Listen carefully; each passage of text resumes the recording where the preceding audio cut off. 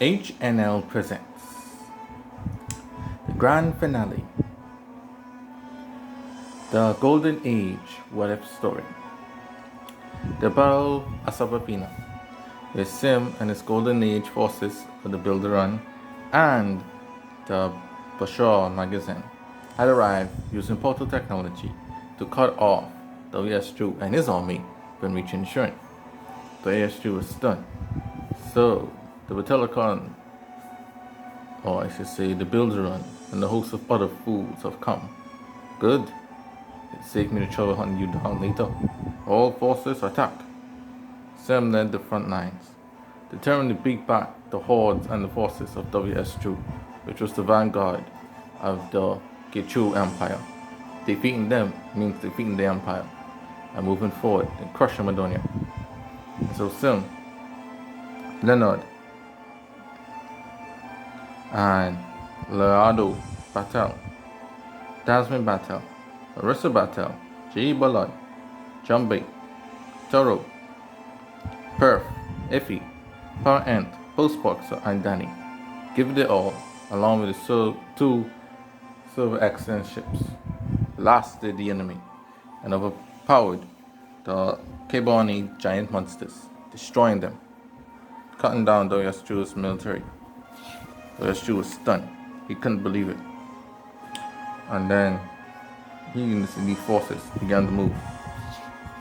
And the evil Madonians, led by Clinique and Red Ordol X, were also in the move. Then suddenly, the Insurance, led by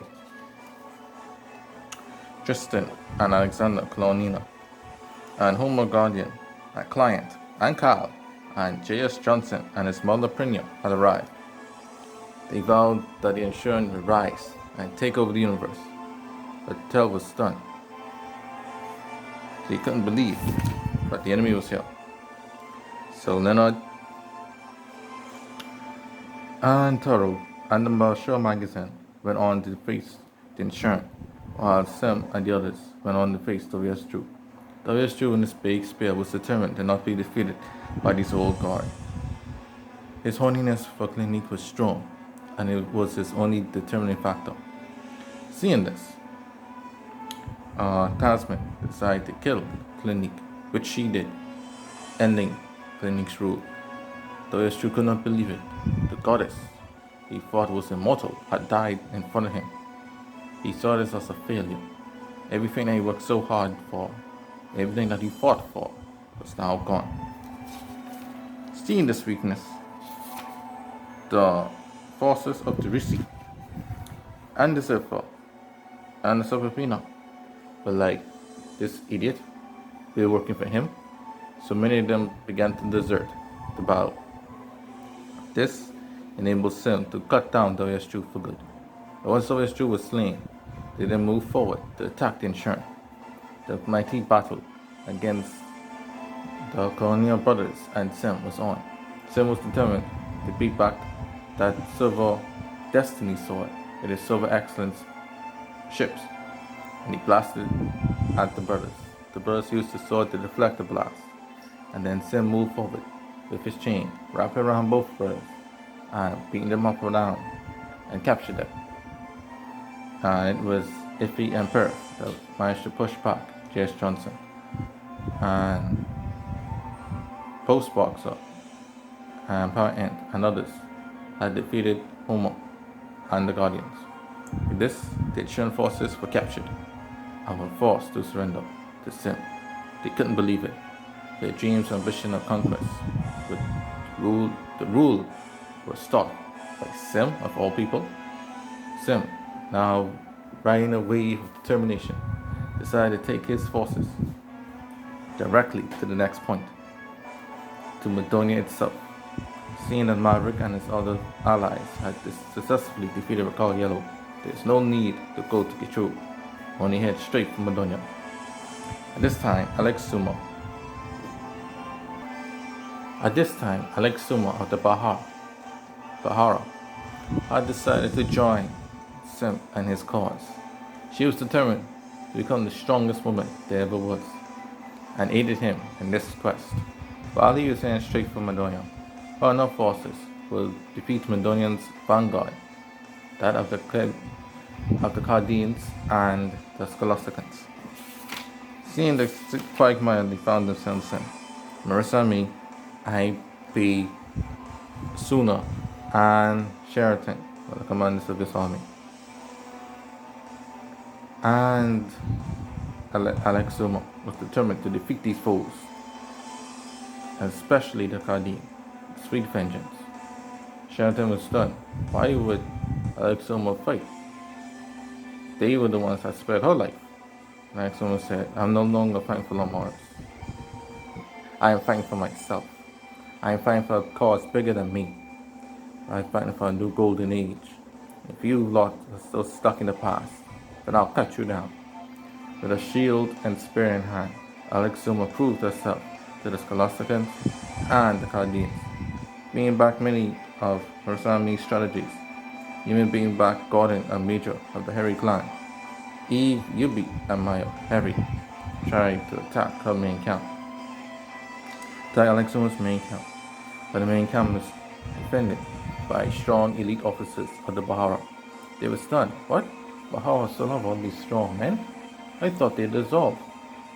And Alex Zuma said, we of the warrior class will never dissolve. We sleep, eat, and breathe with our weapons. Now, cut them down, man. The two women were outnumbered and outmatched, and the Chaldean forces decided to move. But Alex Zuma cut them down as well. With that defeat, the allies of Madonia were no more. Alex Zuma had proven herself and stood tall as the last living power and the former Sunwatchan powers. Now with this, Sim and the Bilderand forces and the main unit and Bashar magazine appeared before the remainder of the Madonians.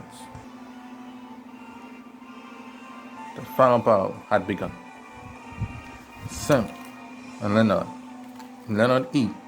had waited so long for this moment, the moment in which he defeated the Madonian Empire and re-established the Golden Age. This time not of Patelkon, not even Bilderand, but of the universe, led by Sim. John Bay, and to test his might against the strategies of the Madonian forces. And so he outwitted the might of the Madonian strategist Vigra and completely ambushed in the plains of the battlefield. Laying serious ambushes. The Silver Accent ships were not a part of this battle because they wanted to fight on their own. One of dawn suddenly appeared with the cannons of the Armada that was left of the Armada and began to fire cannons at them from the hills, seeing that they was in the valley below. Perth and Iffy climbed up the hills and defeated these cannons, enabling the army to serve hands forward and defeating one of dawn. And then the Madonian police force, led by Chief Press and his forces, arrived, threatening to arrest Sim and his forces. But Sim was not having it, and the Patelkon forces easily outwitted them. Next, as they began to travel further in the valley and towards the main camp of Teshan and Sotakoi, the Brathren were arriving as a flood attack with their navy. Seeing this, Postboxer and Power Int, deciding that they was not going to allow their forces to fall to another flood attack, decided to break up some rocks to block off the waterway and preventing the ships from reaching. It worked successfully. After the Gichu forces that were siding with Madonia, King and his others had fallen that were protecting the rocks. With that, the way towards the Madonian main camp was on. So Sim and Leonard E versus the Madonian twins. Sotakoi used her ninja abilities to try to dodge Sim's attack, but Leonard E, using his technological eye that he inserted, was well aware and kept up with Sadakoi's movements, and Sim, for his part, using his twin axes, overpowered the hard kicks of Teshon, wrestling these two siblings and capturing them both. With that, with Donya, Gichuru, the Skalasakan, the Kardin, and the Insurn, and the Bankaran, because the Bankaran just surrendered, were all in the control of Sim. Sim had done it. The golden age has been established. Jumbie and his cousin, Terrell, moved to New Androskan forces to make a deal with them and so for peace. The floor reluctantly agreed, seeing that Sim had virtually won everything, and thus peace was restored. Sim stood tall and mighty, looking up upon his aunt who had passed away during the years of war. From governors of a former empire, now raising up an empire of their own, Sim vowed to be a just and noble leader and lead a new universe to the golden age.